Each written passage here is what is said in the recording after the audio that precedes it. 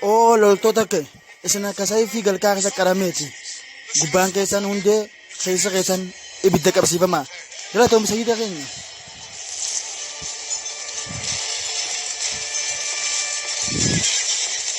Ummanni kee hundinuu gama qalaa deemu jira lishaa ifa isaan waan hakimaa hojii galu yaani qalamda citan akka tabunaaf waraqaan tatabumtollee hundinuu naaf.